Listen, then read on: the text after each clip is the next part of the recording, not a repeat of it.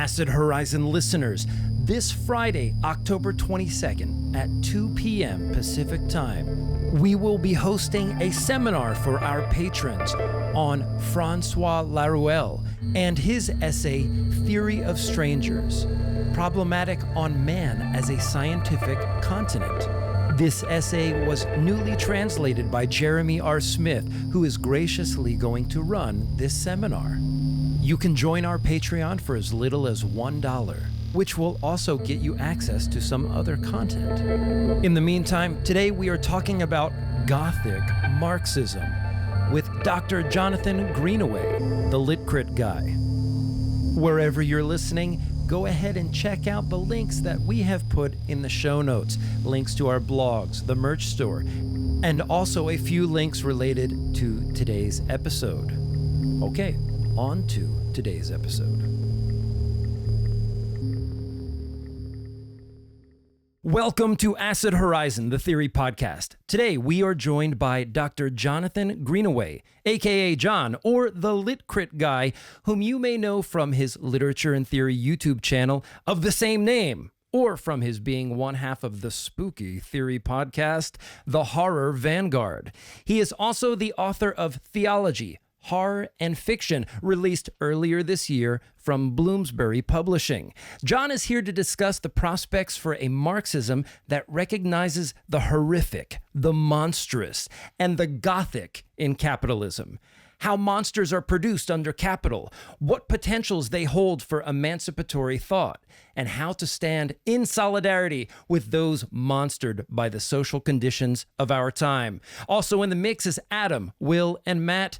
John, welcome to Acid Horizon. Thank you so much for having me on the show. Very excited to be here. Great. So, John, first things first. If one has read the work of Marx, particularly Capital or Das Kapital, we of course encountered his copious horror metaphors. The record reflects that Marx was also an avid reader of horror and Shakespeare. How did you develop an affinity with this aspect of Marx's work, his allusions to horror, and why have you made it a focus of your own writing? So I started as doing a PhD in 19th century Gothic literature, which mostly involved sort of procrastinating and reading a lot of Marxist theory. One day on YouTube, I stumbled across a talk given by the author China Mieville, which used the phrase Gothic Marxism, which was sort of like a kind of subconscious trigger phrase. It was like being activated as like a sleeper agent. And it's one of those, it's a kind of like moment of epiphany. I like thinking about it in kind of non-rational terms, you know, like the Gothic story is always you find a kind of forbidden tome in an old abandoned library and you blow the dust off the covers and it unlocks something in your mind. From watching that talk, it's called, I think, Halloween and Marxism, and you can find it on YouTube. I had understood myself as a Marxist for a long time, but the interest in Gothic literature was always kind of like in the Gothic or in things which were kind of dark or horrifying or non-rationalist was always a kind of part of my interests. And there didn't seem to be a way of bridging that gap. Marxism was scientific, you know, it was a rationalist theory of social and historical development. And so having a strictly materialist or strictly kind of like rationalist Marxist frame means that huge amounts of human experience and particularly human culture are not really comprehensible as anything other than a kind of superstition that has to be discarded by the ever-perfecting teleology of historical materialism. But that doesn't seem satisfying kind of either intellectually or aesthetically. And so watching that talk led me to things like Margaret Cohen's work on André Breton and Walter Benjamin. It led into David McNally's work on culture and political economy.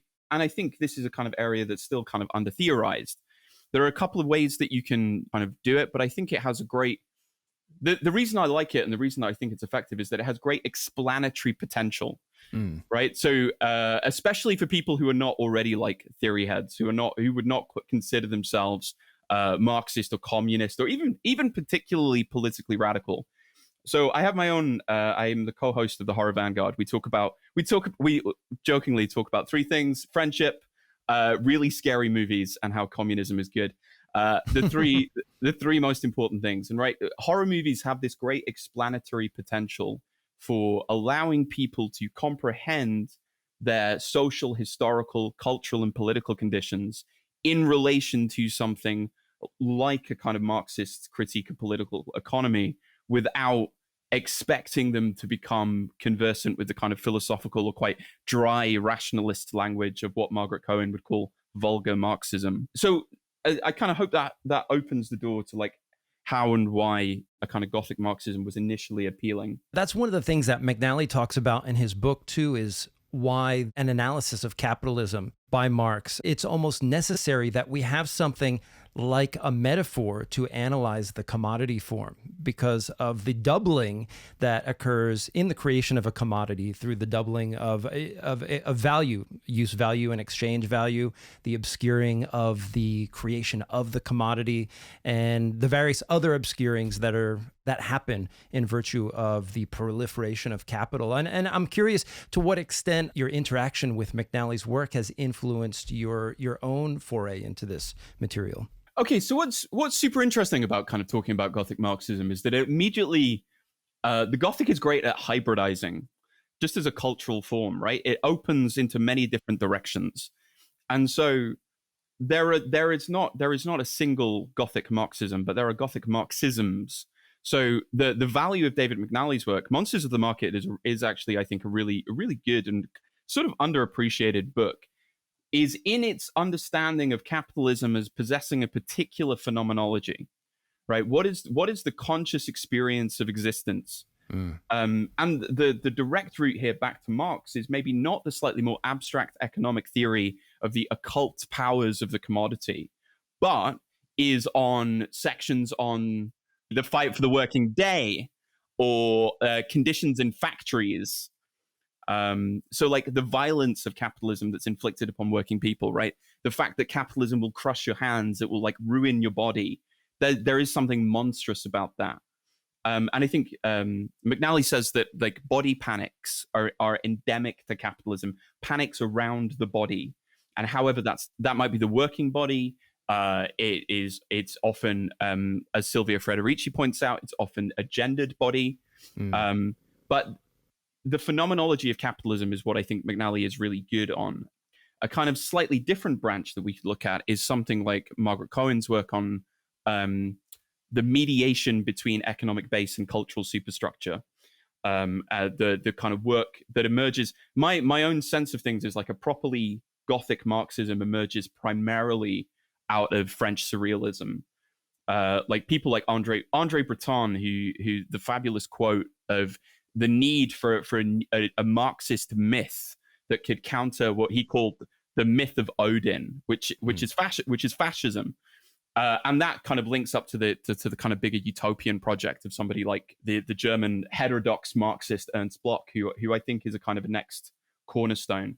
So McNally's work is really good on kind of grounding capitalism not as an abstract set of social conditions, even though it is that, but on something that is kind of fundamentally lived through and in, and that proceeding from the body allows us a kind of direct connection with what does it actually feel like to live through these systemic and, as I point out in one piece, essentially traumatic structural forces that make up contemporary capitalism, capitalist development. If you don't mind, I'd like to actually pursue that point a little bit, because one of the things that you highlight in McNally's work is this notion of the invisibility of the monsters. That section in your blog, which we'll have in the show notes, that stands out to me was that section on body image. And as I was reading more of your material, I saw a pronounced commitment to the notions of base and superstructure. I mean, for those of us who are really invested in reading Deleuze and Guattari, we may be less inclined to go to those concepts. On the body image issue, what it made me think about Instagram today and the way that the projection of certain kinds of bodies causes anxiety. And I'm wondering to what extent that you feel that things like that are an epiphenomenon of capitalism, or how are we to think about that in terms of a Gothic Marxism? Yeah, it's about how monsters are rendered, right? Monsters depend upon a kind of violation or a kind of shattering of a kind of epistemological norm.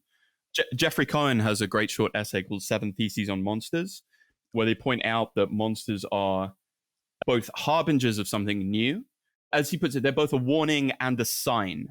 So they're a warning against something, but they are also the point at which something new emerges into kind of conscious existence. The great example here is Frankenstein's creature, right? Frankenstein's creature is something new, but is horrifying precisely in its recognizability. What makes Frankenstein's creature monstrous to its creator is the very closeness to itself, right? It's because the true horror for Victor Frankenstein about his creation is that the creation can speak eloquently, rationally, can partake in the same norms of discourse. So I guess the commitment to base and superstructure is a way of trying to kind of answer that problem of like, how do we ground the critique of capitalism in something that is not lost in the abstract, right? I think talking about economic base is one thing, but talking about the individual superstructural experience, which is a bit of a clunky way to put it, but hopefully makes sense. So something like Instagram, right? Obviously, the hierarchical static model of the base and superstructure has been relentlessly and rightly critiqued for its economism, its determinism. People like Raymond Williams in the UK, Deleuze and Guattari, countless others have kind of like re-theorized the exact relationship. But I think, to me personally, I think the most helpful term is Benjamin's emphasis on mediations, right? That way we don't commit ourselves to the sin of diagrams, but we have a way of kind of thinking through the process. Yeah. And now that mediation is focalized and brought to a point in the construction, not just of a particular kind of body, like an Instagram picture, but a particular kind of body in experience, like a body in motion through both a physical and virtual space. And if we want to kind of connect that back to the Gothic, the Gothic depends upon a kind of spatial enclosure. And I mean that in the kind of classic sense, right? In the late 18th, early 19th century, it was about being confined within a particular environment, in contradistinction to science fiction, which is forward in time and outward in space. The Gothic is a historical because it goes backwards in time and contracts into a very tight space. And aren't we all trapped? Aren't we all trapped? The joke of like, oh, you'll never log off Twitter. You'll never log off, right? Like you go, oh, trapped on the hell site. It's like, yes, no, that take that a little more seriously and actually think like we live in a kind of like a vast monetized digital panopticon, a great crumbling haunted castle. Just because it isn't a physical ruin doesn't mean we can't still kind of conceptualize it with those tools, right? Adam, you had something. Yeah, I mean, I think that's a really great way of putting it, especially in terms of the idea of it being both a sign and a return. I think it really fits into the logic of the return of the repressed. I mean, monster comes from sort of the same root as demonstration. And it's thinking about the Frankenstein's monster, the original title of the book, Frankenstein, the Modern Prometheus. It's the return of this repressed idea about what does it mean to create life, what does it mean to create intelligence, and what are the consequences of this fire ending up and kind of burning you. And I think this is also part of the problem with certain readings of Marxism. It's kind of the return of the repressed in the same way that religion makes its return. Because, religion isn't just the opium of the people in the vulgar term, it's also the soul of the soulless world. It is the production in experience of people who have nowhere to turn to but this higher level in some readings of Marx. And it's production of this. The monster is not only a production of capitalism but a victim of it. And this does show in some great ways in some more contemporary horror movies. So I think you have a movie came out recently called Cured, or The Cured. It's about what happens after a zombie infection. It's this movie set in Northern Ireland about what happens after they cure all of these zombies and they're made into sort of second-class citizens. And there's that great distinction between the capital itself is a kind of monster. We live in monstrous times, but monstrosity isn't simply the mode of production, but also a way in which production reproduces itself in these monstrous circumstances and monstrous kind of bodies, kinds of beings. So we even see some sort of the Red Scare, invasion of the body snatchers, the zombies archetype of these ravenous hordes taken by this virus, which is a rewriting of the social code. It rewrites DNA into its own sort of manifold way of doing things and then sends out into the world to reproduce itself. But one of the most interesting discussions of a monster figure that I saw in your pieces was the witch. Also read through the famous movie The VVitch, which is apparently about witches. But if you could sort of elaborate on the sort of the figure of the witch, and particularly in relation to production, and I guess Silvia Federici's work on the matter. I mean, yeah, this is nothing original, right? Silvia Federici got here first. This idea that monsters have a kind of political expediency from the maintenance of hegemony, right? The capitalism presents itself as both universal and completely natural. There's this great headline from the Daily Mail talking about Sally Rooney, in terror because Sally Rooney's novels suggest that money is a social construct. It's like, no. And so like the obvious question here is like, if money isn't a social construct, if that isn't a social construct, what does the Daily Mail think that money is? Blood. And so it's blood. It grows on trees. It's gold that we dig out of the earth, right? That's what it is. Money in this kind of like ideological scheme is completely natural. It is a physically existing phenomena out there in the world. And monsters, or the figure of the monster, is so useful because even on some level, it shows the space in which capitalist territorialization is not entirely and totally complete. So Caliban and the Witch, even though it's come in for some critiques of its historical veracity, which, fair enough, I'm not a historian, so I won't speak to, posits the idea of the witch as the woman with power that does not depend upon capitalist labor, right? Mm-hmm. Magic can heal you without having to pay for a doctor or an apothecary. You can have more bountiful crops through herb and ritual and sacrifice. Monsters then stand on the outside here, and this is where I believe there is a kind of utopian element to them because they point to the possibility of denaturalizing capitalism, right? Showing its limitation, showing the potential kind of areas in which there are kind of weaknesses in its totalizing. Yeah, I think there's the witch as a mode of production can not only return to show you sort of the origins of capitalism and its most ruthless forms of primitive accumulation, but also I think there's a future for the witch because the witch, her mode of production, it manifests itself in sort of the image of the witch, which is a witch's cauldron. It's brewing. And brewing has a fascinating history in terms of social control because, I mean, I read this amazing piece, I'm not a narco-primitivist, but it was called a narco-primitivist history of alcohol. And one of the discussions was about how brewing was outlawed in sort of the feminine domain of witches and then became sort of codified in medieval forms of producing beer, which is, this incredibly highly sedative hops-based drink, and then was codified into law through the German Reinheitsgebot's German purity law in the 1500s. And in a sense in which the taking back of the witch's cauldron is a reclamation of the modes of producing social forms of care, social forms of medicine. I mean, just to take an example in the NHS right now, I mean, for example, trans people don't have health, most of them don't have healthcare in the United Kingdom.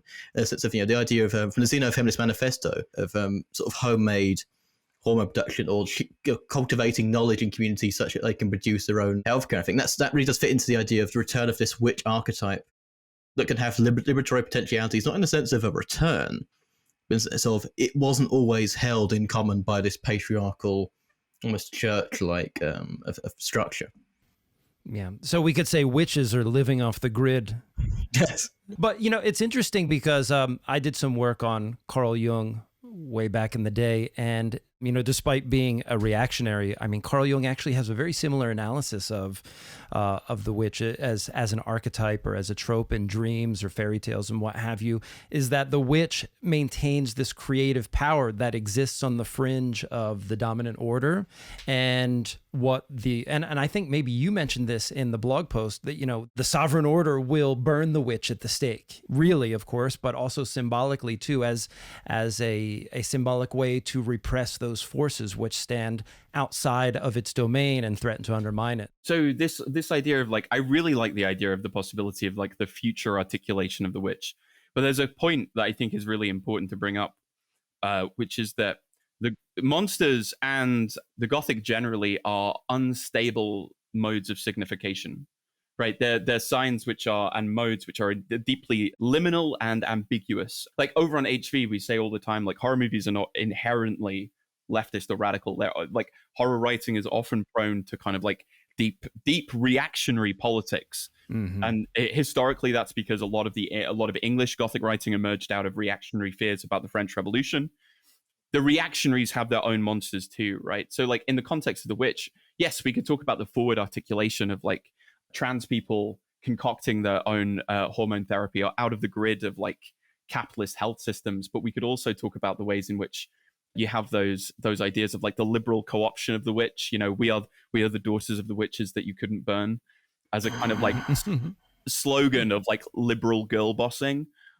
So like, even though that there is emancipatory potential within monsters, monsters are unstable, which is why any kind of Gothic Marxism completely rejects this idea of easy determinism or easy causality. Absolutely.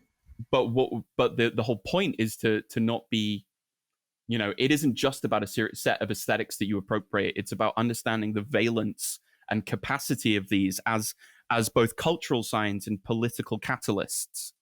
The figure of the witch, I think, is fascinating precisely because the witch enters and leaves a discourse on power, just as we start to see the manifestations of renewed discourses on confession, on possession, come into play. And I love the way in which you use the figure of the zombie here as sort of an opposition to this idea of the monster having to be this ultimate exteriority.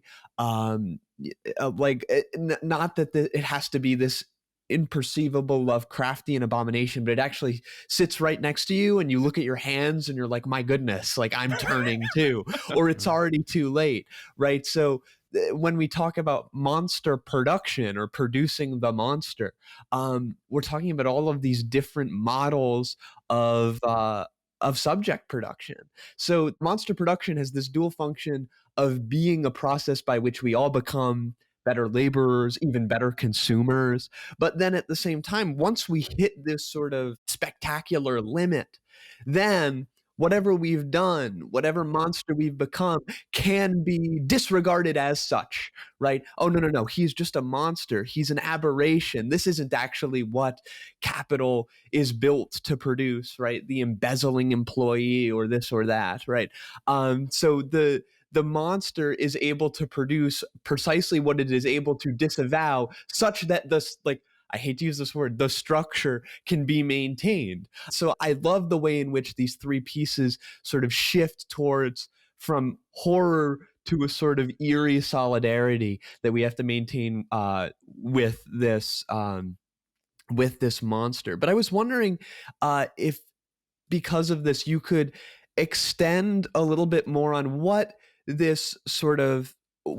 raising the specter of possibility of a better world would entail, precisely insofar as how would this specter start to become clearer through a history of the violence of monstrosity in capital. So this is a really interesting question. And to pick up on what you were saying, firstly, let's talk about Shaun of the Dead, right? Shaun of the Dead is a great British zombie, a rom-com. Amazing. And the opening montage is a kind of like, it's a montage of different shots of like people commuting to work, scanning goods in the supermarket, waiting at the bus stop. And it's like, really, Britain didn't really notice it was sliding into the zombie apocalypse because we were kind of there already, you know? So there's this kind of interstitial stage where to be part of the horde of people queuing up for the Black Friday sale is fine, but when the zombie outbreak turns up, you know, the supermarket or the mall becomes like a grave waiting to happen.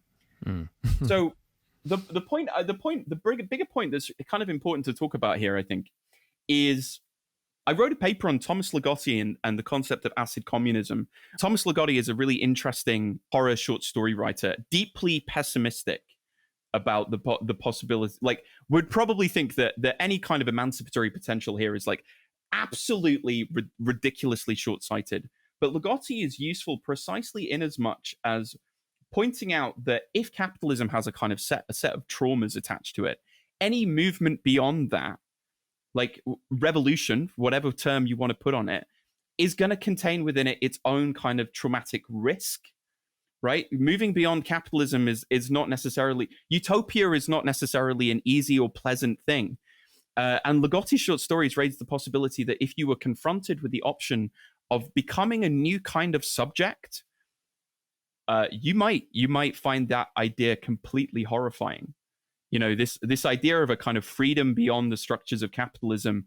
We might go, yeah, that's what we all. No, actually, there's a degree to which isn't that a nightmare? Isn't that something that like opens the door onto all kinds of interesting fears?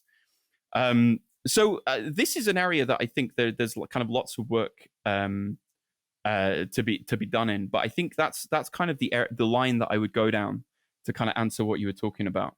Yeah, and I think this like question of like where to go is super important too, because when we look at Jacobin and anti-Jacobin literature after the French Revolution, we start to see sort of new kinds of like Marie Antoinette becoming a figure of a cannibalistic, incestuous behavior, anti-Jacobin literature describing Jacobins as like cannibals in the night that come in to eat, small children. So all of these, whatever you want to call it, like revolution, it doesn't. These moments of a burst of social order where something finally explodes often can just produce its own monstrosities and its own systems of monster producing. Yes. So yeah. So I think like it's a really important point to make. Yeah, this again brings us back to the kind of instability, right? This is, if we talk about those moments of rupture, which is the way that I would think of them, those kind of bursts in the continuity, right? When everything kind of shatters for a second, or what Badiou would refer to as the event. Yes, there will be new kinds of monsters produced, or rather, there will be new monsters which are co-opted and interpreted and put to work in different capacities, right? So the zombie is the great example here, right? The zombie is both the horde that comes to devour the empire of capitalism, but is also the laborer that can be put to work in the service of that same capitalist enterprise.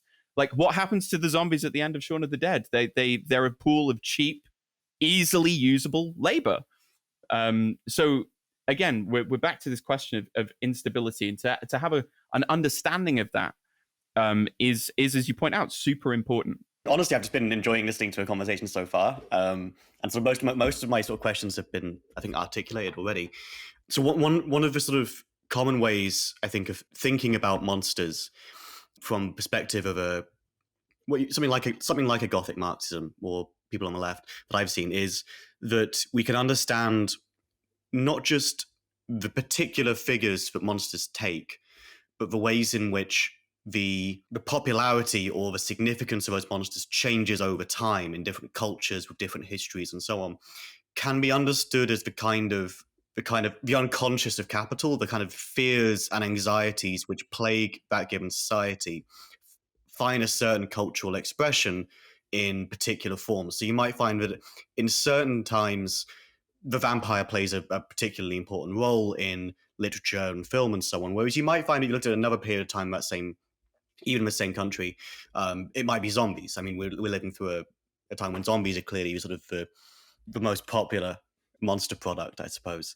So is that a sort of one fair way of reading it? And also I'm wondering, what do we do with these sort of horrific figures, these these zombies, these vampires, and the metaphors that you find and imagery you find in Marx and so on? What does it mean for us, I suppose? Is it something to be understood as a sort of expression of some of the fears in late capitalist society, or is it more than that? Yeah, so like let's take the figure of the vampire, for example. So if you look from the publication of Bram Stoker's Dracula in 1898, we get a big vampire adaptation. We get a big Dracula. We get a big vampire text roughly once a decade, either on stage or in film. And it is super interesting to see the ways in which monsters are kind of like hermeneutically plastic. You know, they are a set shape, but they have a kind of like flexibility in them, in which you can kind of process and explore the fears of a given cultural moment. So, for example, the figure of the zombie, I think, is really interesting. So we can talk about things like Romero's zombie movies of the 70s and the countercultural and actually quite leftist critique of consumerism versus the kind of rancid cynicism of something like The Walking Dead, which is to my mind just a genuinely bleak show about how cops love to shoot brown people in the head. Like, even at the end of the world, we still have a cop. That's the vision of the apocalypse that The Walking Dead points out. This kind of just foul-tasting, cynical, reactionary show that kind of fetishizes its own despair, but is profoundly fitting for the broader cultural condition from which it emerges, right? And this is what I think ties into the second part of your question, which is like, so what do we do, right? What's the whole point of this? Is this just kind of cool aesthetics? And I would go, yes, there is an aesthetic capacity here, but there is also a kind of existential and maybe even sort of approaching the kind of culturally therapeutic aspect, right? So we can go, yes, this is about understanding the ways in which various fears are ingrained into the cultural imagination on a kind of mass level, and how those have shifted historically, and through that, I think the point is to be like, okay, what does that mean for our understanding of the subject as it's developed through capitalism and through capitalist history?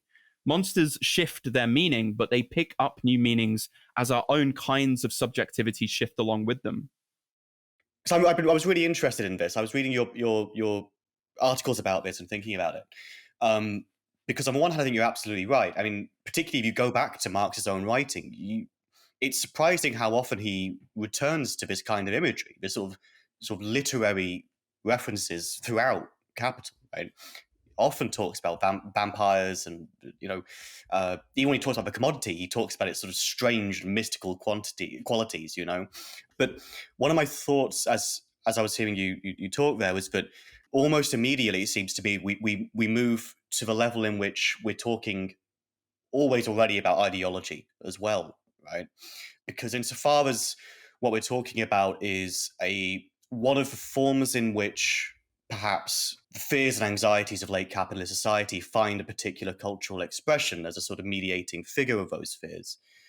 Of course, it finds many different sort of forms. It might take the form of the Gothic or the horrifying, but there are also the kinds of films and books and so on that we more immediately think, or when we think about ideology or propaganda, we think about the ways in which one great example I always think of is the birth of the cyberpunk genre. Although we now think of it many sort of Blade Runner films with these sort of references to sort of Japanese businesses and sort of the glowing neon lights and the kanji on the neon lights, so on, all these different things. It was a very clear expression of American anxieties about the rapid development of Japan at that time and its threats or economic threat to the US. So there's always these different sort of levels on which these anxieties seem to play out, whether that's about Japan at that particular point, Russia and in the Cold War and so on.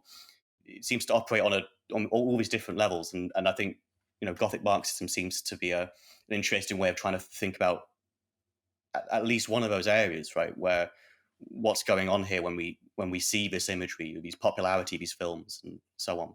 There's a great article by people I won't name in Gothic Studies that was quite dismissive of this idea that like Gothic or horror reflects the cultural anxieties of a particular moment. Then the authors went, oh no, like the point is that it's scary, and it's like, hang on, no, like fear is not this kind of ahistorical construct, right? What we find anxiety inducing depends upon our social being, right? Our kind of conscious experience is dependent upon. So like let's the zombie in the post 2000s, a really good example of what you're talking about here is the prevalence of what was kind of derisively referred to as torture porn post 2001.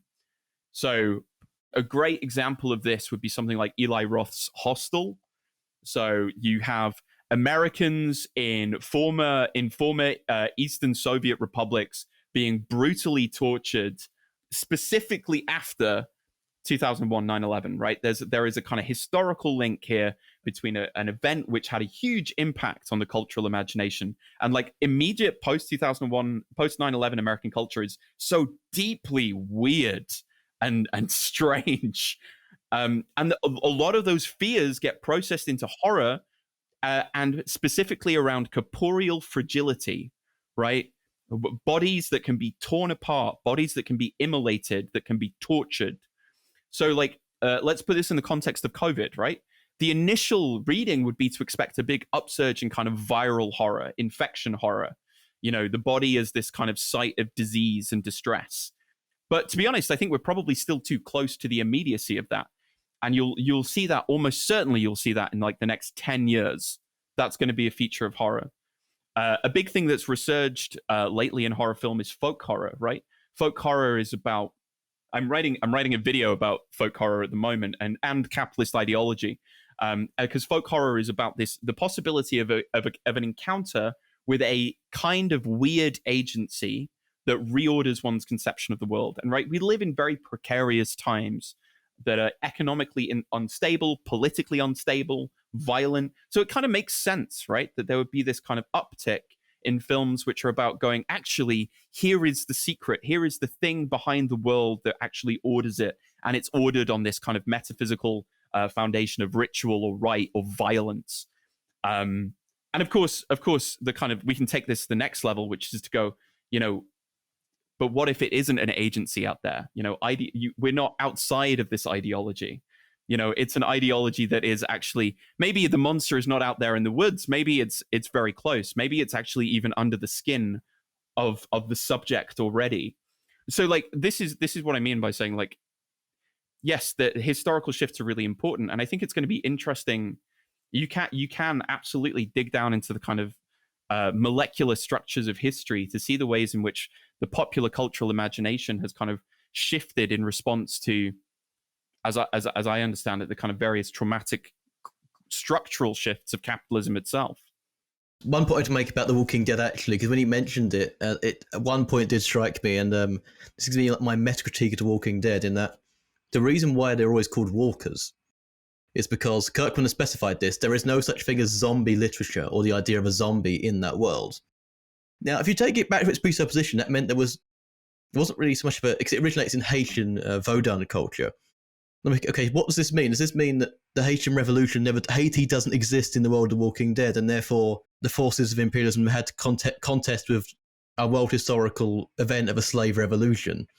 Is this sort of the complete erasure of the fundamental challenge to Western imperialist hegemony from one of its most pivotal revolutionary events? And it does seem like bringing everyone under the figure of the cop is this a pre-ideological move, because essentially the world of The Walking Dead presupposes that the Haitian Revolution never happened. And it's that ultimate suppression in which, okay, who can unite everybody then? It's just the contingency of, oh, this is dude Rick. And there's that sense of which, in a way, horror doesn't exist in the world of The Walking Dead. And that's why it's ultimately unconvincing. It's simply eventually a law and order drama, and eventually some zombie show up. And I think horror actually has that function, in at least the contemporary milieu, of bringing out the contradictions in a more flesh form. Even when Rick says, "Oh, look, we are The Walking Dead." Well, yeah, it's from the mouth of a cop ultimately, and the world historical presuppositions of this TV drama are fundamentally reactionary. But I think this is a really good favorite movie lines, right? Where they Photoshop like fake lines where they say the actual title on Twitter. Favorite movie lines, but they actually say it in the TV show. What if we were the real Hellraiser the entire time by opening the box? Do you get it? Do you? But I actually really like that point about the origins of the zombie. Right, the zombie is co-opted. It's travel writers who travel to the Caribbean and to Haiti, and who first bring back stories of Vaudan and kind of magic and ritual, and is kind of fed into syncretism around the kind of developing of like pulp horror stories in the early 20th century. And again, it underscores the ways in which, right, that kind of monstrosity is also a sign of rupture. It's a sign of the break of the continuity. It has a kind of not absolute meaning, but a kind of potentiality that even in that co-option can never be fully erased. I think a way to take us down the home stretch towards the end of the episode is maybe to talk a little bit more about movies and our favorite horror movies and how they resonate with either our understanding of capitalism, of sovereignty, of domination. And I kind of wanted to point out a bit earlier in relation to Matt's question. Matt's question was like, why? Why should we do this? Is it just cool aesthetics? Is this useful in any aspect? And I was recently reading Jason Reed's paper, Man is a Werewolf to Man. I posted it on the timeline. It'll be in the show notes when we're done with this episode here, but it got me thinking about how, like, what is the most apt metaphor, for example, to talk about the very abstract nature of capital in its ability not only to capture and produce subjectivities, but also take hold of the apparatus that produces subjectivities itself. And it brought me back to Mark Fisher and his In Capitalist Realism, where he talks about John Carpenter's The Thing. And I think, in terms of trying to convince somebody or to illuminate, like, what is capital doing? I think that particular movie is very apt at providing us with a very rich metaphor by which to talk about that sort of thing, because capital has this very plastic aspect to it. It metabolizes everything it touches. It absorbs everything into it. It can take something that's completely recognizable and turn it against you. Different sort of horror tropes do this in different ways. I mean, when we were talking about Frankenstein earlier, we have this Promethean will to create, I am a man, I am going to create this monster who then turns back against us. I mean, The Thing does that in its own way, but what I like about The Thing is that I think the themes of this film really capture that sort of amorphous quality that capital as an abstraction expresses in the proliferation of itself. With that said, maybe we'll kind of go down the line with everybody, and you can respond to that too, John, but I was wondering if there's any particular movies that stand out in your mind as a go-to for talking about capital.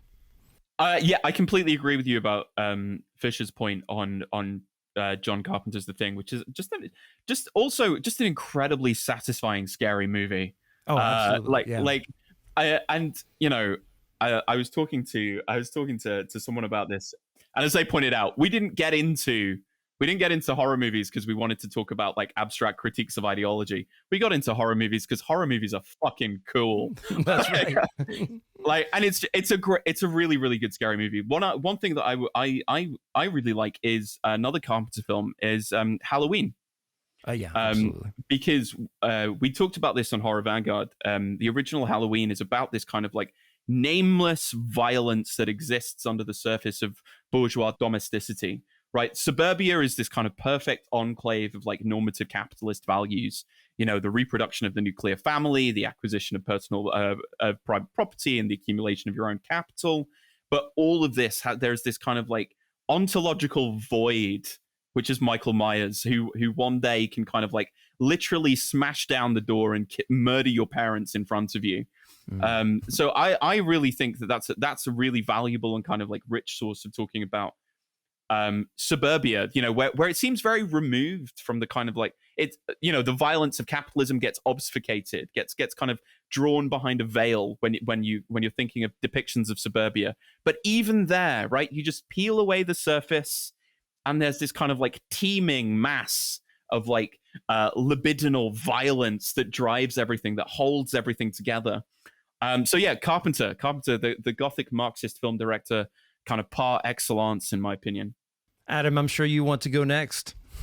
I'll let everyone else do some stuff now. I'll come in last because I've got a long diatribe about certain films. How about Will? Obviously, I think that horror movies historically always do a good job of capturing the period that they're produced, right? They're uniquely capable of being some sort of thermometer. And it's not a profound thing to say that The Exorcist captures the anxieties of a post-evangelical America, or that, Dawn of the Dead and Night of the Living Dead manifest, again, parts of how I not so much just outsource the horrors of capitalism, but also like the horrors of consumer culture too. We just push it, we indefinitely push it off, and eventually it comes back to hit us, and we find these films to be to allow us to find some sort of manifest truth in them, even in their simplicity. But also films like Under the Skin too, I think, have been helpful for working through the ways in which we understand subjectivity. And I think Under the Skin does a great job of showing just how foreign we are to our own processes of becoming ourselves.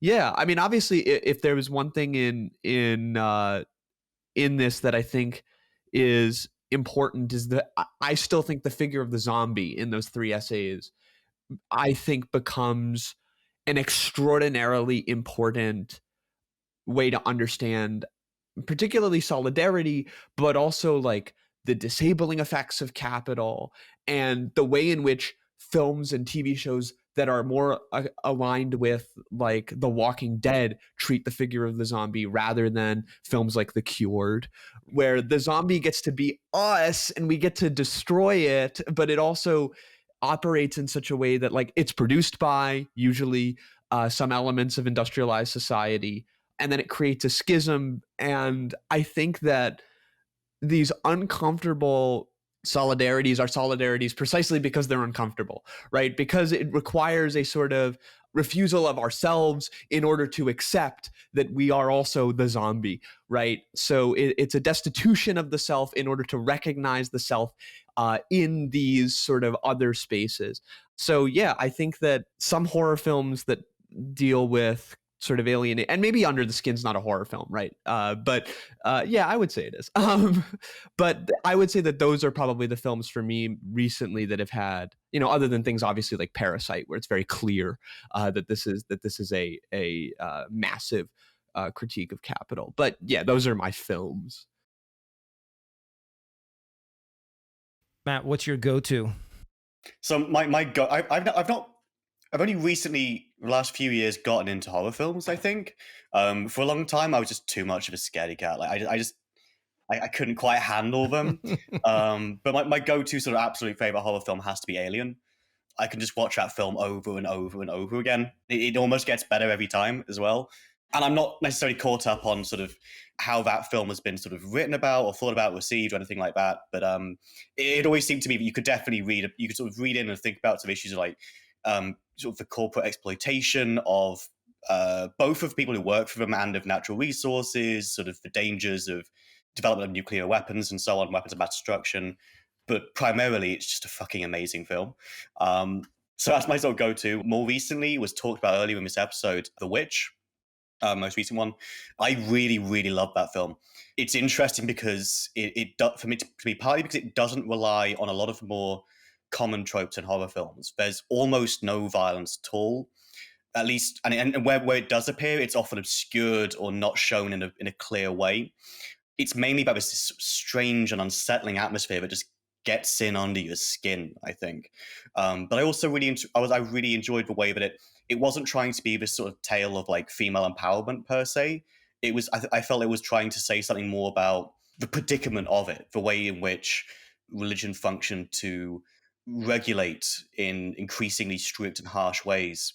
Firstly, everyone's bodies, but primarily for the film, female bodies, women's bodies, and so on, and the sort of the anxiety that is provoked by the risk of women taking control of their own sexuality, for example. So I really enjoyed that film, partly for its horror elements, but also, and it's really interesting horror elements, but also there's some really interesting themes going on there too. And my final one was one that Will mentioned. I mean, Parasite, like A, isn't normally considered a horror film. B, it almost feels a bit rote bringing up Parasite on like a leftist podcast. Like, we're all meant to love this film and so on. Like, I really love that film. I've seen it. I saw it like 4 times in the cinemas, and that film is really, really amazing. Firstly, because it's probably the best depiction of class conflict I've seen in cinema, particularly because it focuses on structural forces rather than individual morality. And so I was really disheartened when I saw so many people who like saw that film, came out of cinema and went, "Oh, so the parasites were the family downstairs, right?" Or even vice versa. Because it's I saw so many of it. It was so frustrating, right? Because the whole point is that if you think it's either of these families, you haven't understood the film. It's not about what they're individually choosing to do, whether they're evil, whether they're nasty, or whatever. And there's this ghost haunting the entire film, of course, right? And the ghost is precisely the unacknowledged, unremunerated, and exploited labor of an invisible, impoverished, and increasingly impoverished family, and largely more other sets of families. And so the film tips over from this sort of almost funny sort of escape or heist film in a way, right? Like they're sort of tricking the family, and I can never figure out exactly where it happens, but there's a certain point in that film where it just switches and it all starts going downhill, and the figures of these ghosts haunting this entire house and this family start returning. They start coming up from the stairs and so on, right? So I definitely felt there was some really interesting horror elements to that film, as well as, again, just, I think, in my opinion, one of the best sort of analyses of sort of contemporary capitalism in film. So those are my three: The Witch, Alien, and Parasite, with a sort of asterisk next to it. I guess I'll do mine before Adam goes. I'm a little bit older than all of you, and I had the benefit of growing up as a child in the 1980s. So I was able to watch Creature double features on like 3 channels on a Saturday afternoon. And my parents were relentless horror watchers as well. And they're also very cruel to me. My dad used to sit me on his lap and force me to watch the film without allowing me to put the pillow in front of my face. So I was freebasing horror, if that's the right metaphor there. But I don't know if any of you have heard of this film. I might have talked about it before. 1979, Tourist Trap. Have you seen that film?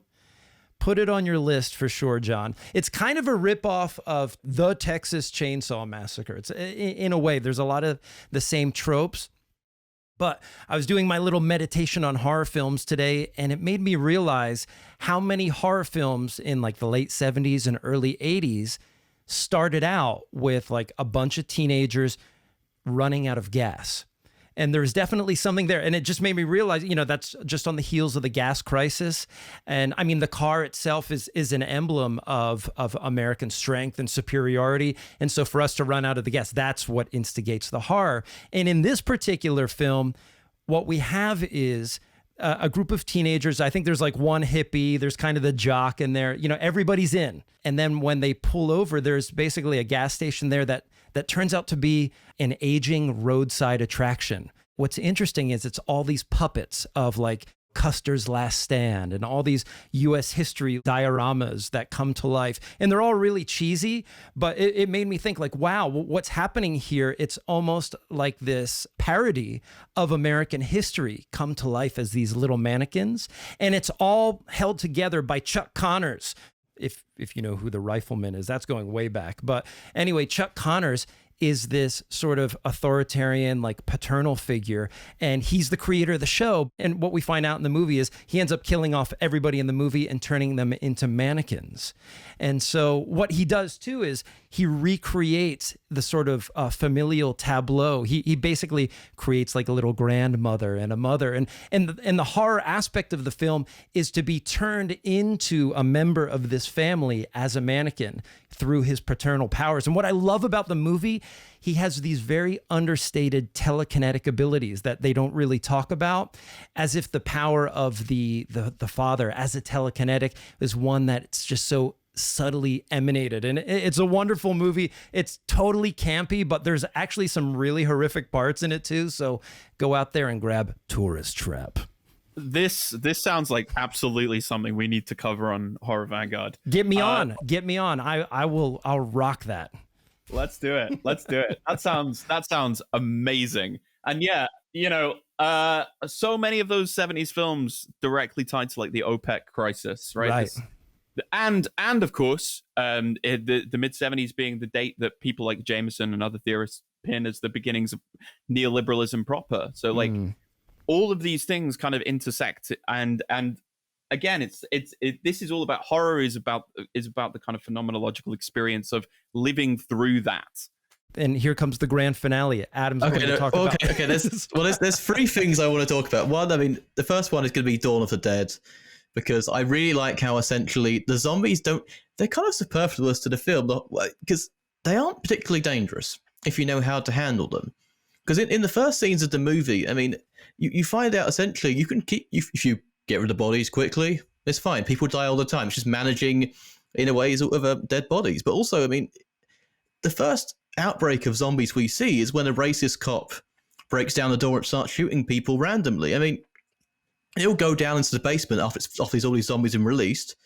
And then, well, there's this disabled priest who's been able to give them all the last rites anyway. I mean, they were perfectly manageable as long as you know how to deal with them. When they first get to the mall, they have enough supplies to last for years, but they keep going down because they like so many trinkets, and it ends up, completely destroying them. I mean, the police all bug out, society bugs out, all of the media bugs out. Everyone's too busy on getting media hype to listen to anyone about how to fix any of them. Not to be too technocratic, but the zombies are kind of window dressing. And I think that's how society responds to really quite manageable public health crises is a good way of thinking, but also about how we don't want to respond to them. I mean, I like a trip to the pub as much as anyone, but there are certain times we should and shouldn't have been going. But another one I like is His House. It's an amazing ghost story on Netflix. It's for these two refugees who come to England, go through the horrific discriminatory migration system, the asylum system, are given this house, and they are haunted by sort of apparitions of people they've lost along the way and sort of the things they had to do to get there. And it really brings this point of solidarity. Eventually they learn to live with these ghosts and they form a sort of solidarity. They are part of the family. They are part of their journey. But my favourite thing, talk about capital and this overarching theme of Gothic Marxism, which is the solidarity with the monster. It's not a film. It's a comic. It's Alan Moore's comic Providence. And the particular way which he describes the people of Innsmouth from the Lovecraft story Shadow over Innsmouth. These people who are just a remote fishing village, aren't particularly hostile. They just made a deal with some fish people down the road, down the stream, and started having kids with them, started trading with them, and then they are monstered. They are made to be completely insane, or they have a completely functioning, happy communal life, their own religion, their own customs. And at the end, Lovecraft sums it up as the monster of miscegenation.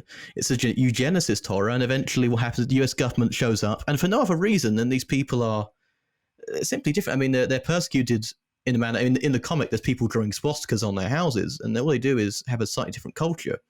And they eventually all herded up into concentration camps. It's a horrific way of monstering the other, and I think this has come in a way that's returned quite fascinatingly with films like Guillermo del Toro's The Shape of Water, in which we don't have only solidarity of the monster. I mean, we might have a few things as well, but the monster is also the McCarthyism, the Cold War, the system by which the non-standard body or the non-standard subject is confined as a kind of as a monstrous extremity to be tortured and also tested. I guess that was what will be my three films to come back to, the sort of monsters we can have solidarity with. And just as a final thing, I think a good text to think about the limits of monsters as an epistemological category.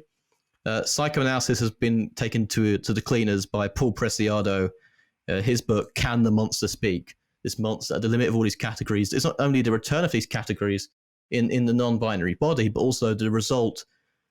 It has to sort of build itself from the violence under which sexual categories and gender categories were created in the early 19th century in the colonial era.